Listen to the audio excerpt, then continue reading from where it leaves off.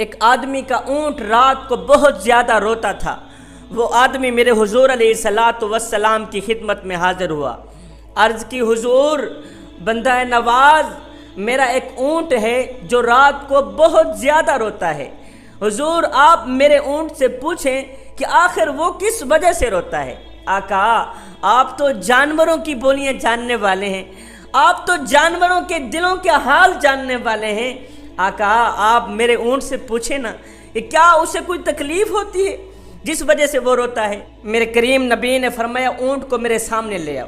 مالک دوڑ کے گھر گیا، اونٹ کو میرے کریم نبی کے سامنے لے آیا، میرے کریم نبی کی خدمت میں کھڑا کر دیا۔ میرے کریم نبی نے پوچھا اونٹ میاں تو کیوں روتا ہے، اور کیا تیرا مالک تیرے اوپر ظلم کرتا ہے؟ کہا نہیں جی ظلم بھی نہیں کرتا۔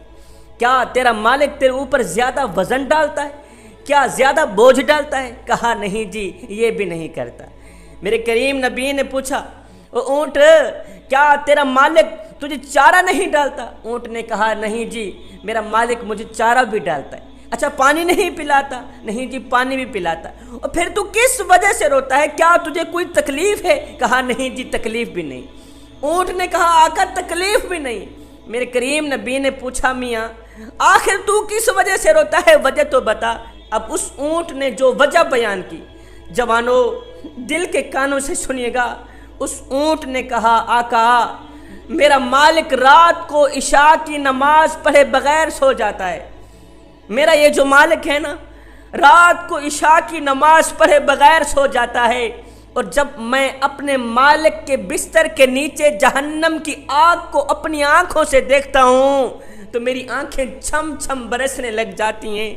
میرا مالک رات کو عشاء کی نماز پڑھے بغیر سو جاتا ہے، اور جب میں مالک کے بستر کے نیچے جہنم کی آگ کو جلتا دیکھتا ہوں تو میرا دل روتا ہے۔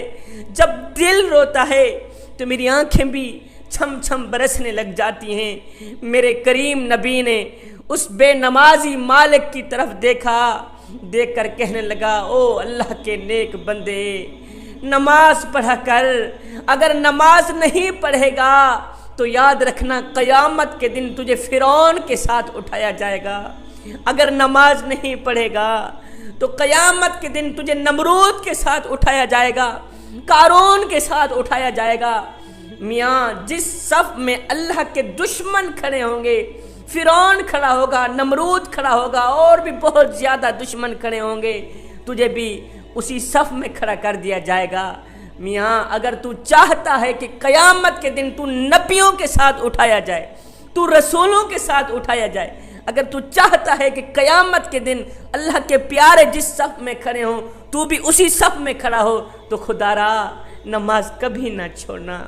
نماز دین کا ستون ہے جوانوں، نماز میرے کریم نبی کی آنکھوں کی ٹھنڈک ہے۔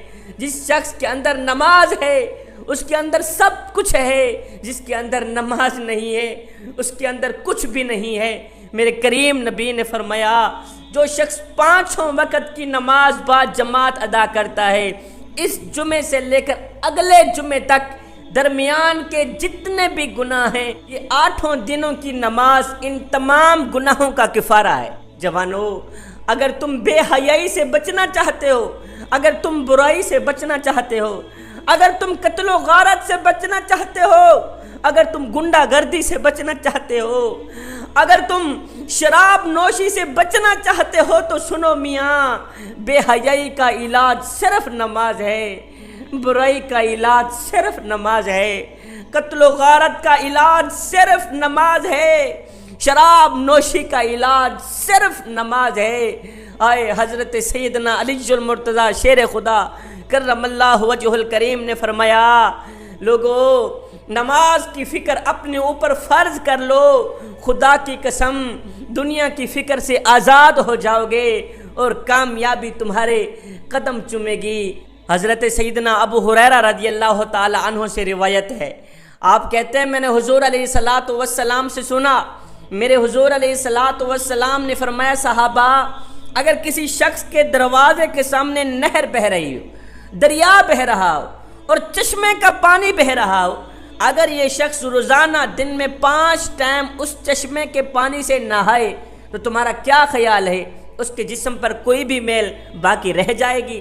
صحابہ عرض گزار ہوئے، سونیا جو شخص دن میں 5 ٹائم چشمے کے پانی سے نہائے اس کے جسم پر تو کوئی بھی میل باقی نہیں رہے گی۔ میرے حضور علیہ السلام نے فرمایا، صحابہ یہی مثال 5 ٹائم نماز کی، یہی مثال 5 وقت کی نماز کی ہے۔ جو شخص 5 ٹائم نماز با جماعت ادا کرتا ہے، 5 وقت کی نماز با جماعت ادا کرتا ہے، تو یہ نمازیں بندے کے جسم کے اندر جتنے بھی گناہ ہوتے ہیں سب کو مٹا دیتی، بندے کو پاک و صاف کر کے رکھ دیتی ہیں۔ اللہ تعالیٰ نماز کے ذریعے بندے کے تمام گناہوں کو مٹا دیتا ہے۔ جوانوں، ایک فقیر تھا، اللہ والا تھا، درویش تھا، مست ملنگ بابا تھا۔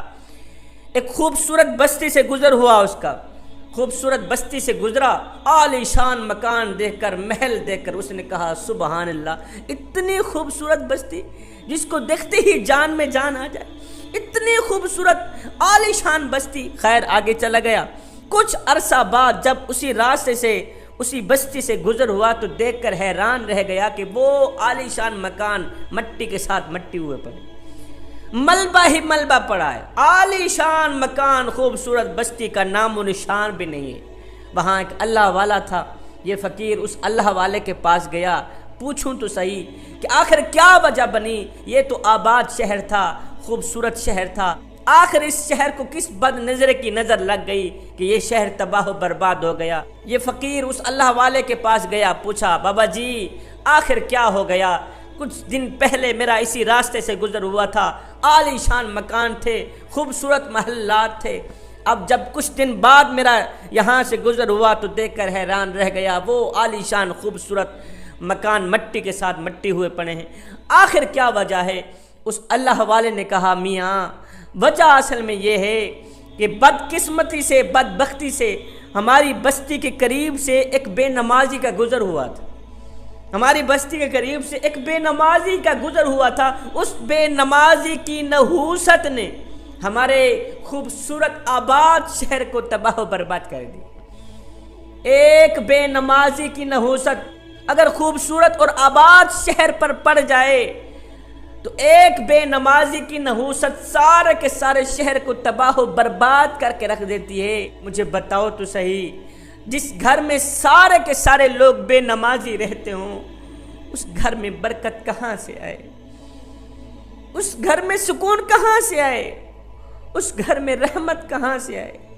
راحت کہاں سے آئے؟ اس گھر کو مصیبتیں گرفتار کر دیتی ہیں، وہ گھر ٹینشنوں کی لپیٹ میں آ جاتا ہے، پریشانیوں کی لپیٹ میں آ جاتا ہے۔ جوانوں، اگر دنیا و آخرت میں کامیابی چاہتے ہو، اگر دنیا و آخرت میں سکون چاہتے ہو، اگر دنیا و آخرت میں آرام چاہتے ہو تو خدا را نماز کا دامن کبھی نہ چھوڑنا، نماز سے دوستی لگانا، نماز سے یاری لگانا، انشاءاللہ تم دنیا میں بھی کامیاب رہو گے، آخرت میں بھی کامیاب رہو گے۔ ہائے، دن میں 5 ٹائم نماز پڑھنے کی اپنی عادت بنا لے، صرف یہ سوچ کر کے کہ ہو سکتا ہے یہ نماز تیری زندگی کی آخری نماز، میاں ہو سکتا ہے یہ اذان تیری زندگی کی آخری اذان ہو، میاں ہو سکتا ہے تجھے تیرا رب آخری بار بلا رہا ہو۔ اے بندے، اللہ جب ناراض ہوتا ہے روٹی بند نہیں کرتا، او میاں اللہ جب ناراض ہوتا ہے رزق بند نہیں کرتا، اللہ جب ناراض ہوتا ہے سورج کو حکم نہیں دیتا کہ فلاں شخص میرا نافرمان ہے، تیری کرنیں اس کے آنگن میں نہیں جانی چاہیے، نہ بندے نہ۔ اللہ جب ناراض ہوتا ہے تو سجدوں کی توفیق چھین لیتا ہے۔